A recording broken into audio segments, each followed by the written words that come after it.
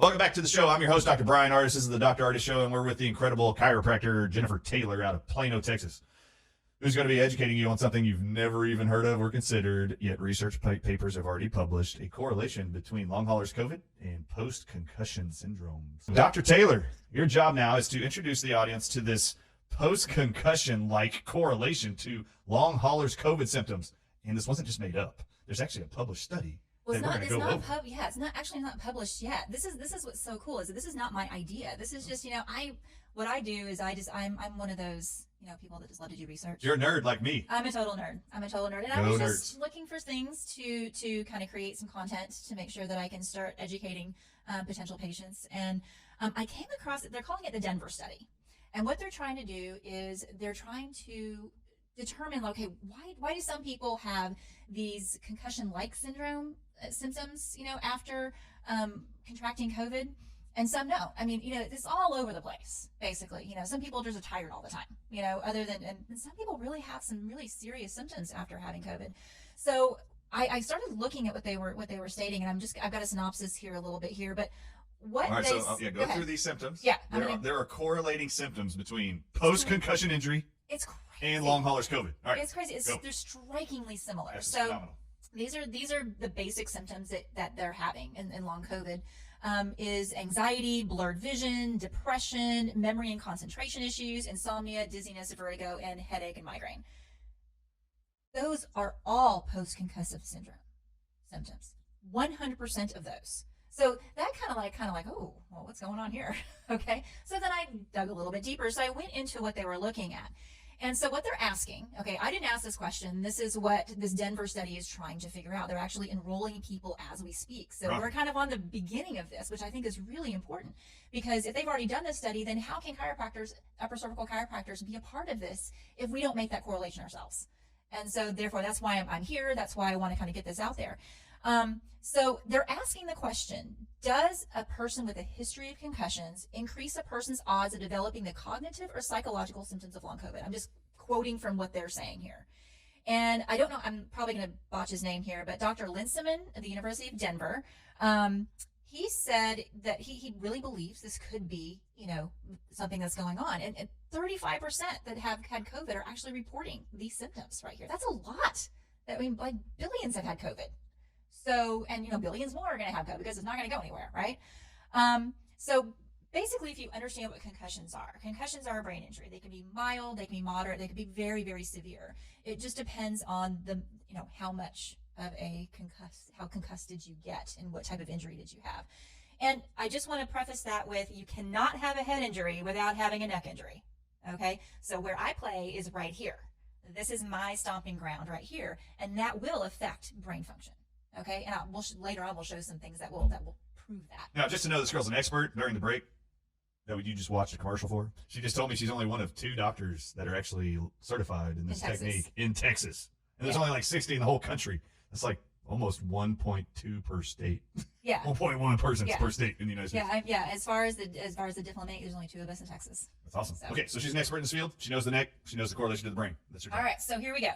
So when there is a concussion, the cell's mitochondria, it's like the center of generating all the power in the brain. They're really damaged. So that causes inflammation, and in turn, if the more damaged they are, the more the cells in the brain get damaged due to free radicals, because the brain can't get rid of these waste products. So basically, you kind of become like swamp water kind of sits in the brain.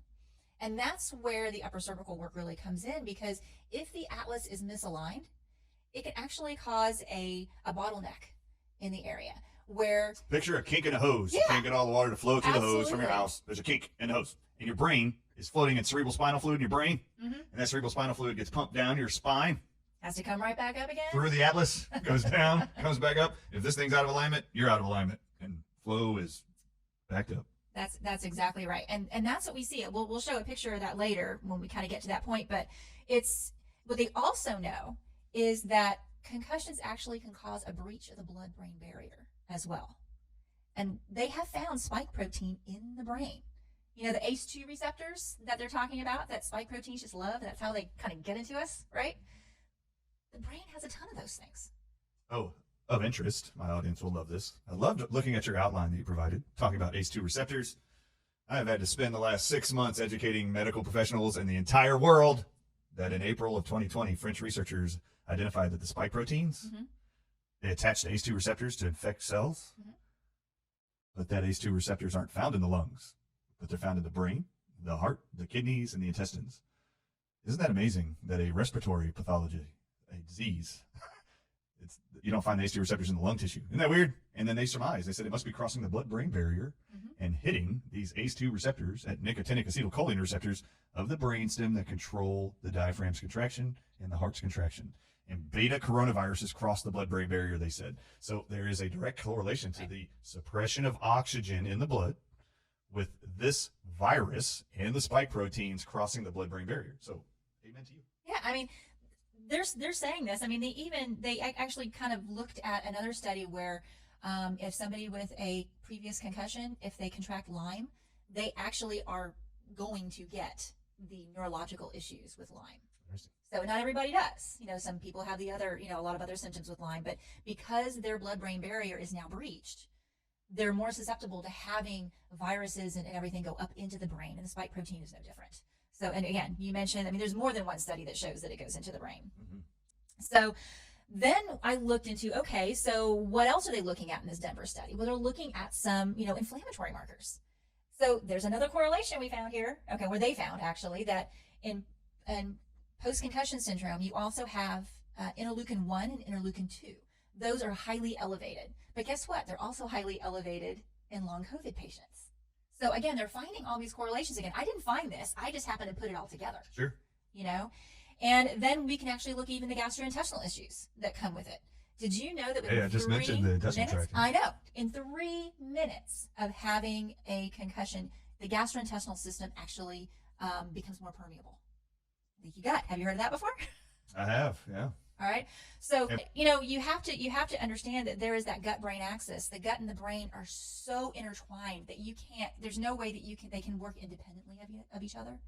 The gut has its own enteric system, its own nervous system, essentially, you know, and it's regulated by neurotransmitters, by hormones, by neuropeptides. There's all sorts of things that are going on in there. And that actually gets really damaged after a head trauma.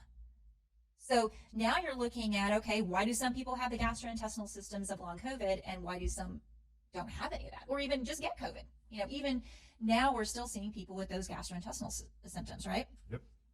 So now, as far as concussion patients are concerned, you know, we know that it causes a permeability of the blood-brain barrier. We know this. We know the spike protein can get into the brain because of this permeability.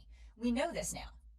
This is not even conjecture. This is actually, you know, what they're seeing. This isn't conspiracy theory? No conspiracy theory here. This is in multiple issues. So I'm just taking what they've already done and kind of putting it all together. Thank God there's more than one of us doing that. I know, right? I appreciate it. And so one of the things is that where they're actually finding this spike protein aggregate and where the inflammation lies is in the frontal cortex. What does the frontal cortex control? Well, that's, I mean, you know what? That's one of the things. When the frontal cortex is actually damaged, that's where depression and anxiety start to come in. That's where you see all those things, you know, all of your, you know, making decision making, you know, comes from there. You have all sorts of different processes that, you know, just, do I make a right hand turn here? Do I make a left turn here? There's all sorts of those higher functions that are there.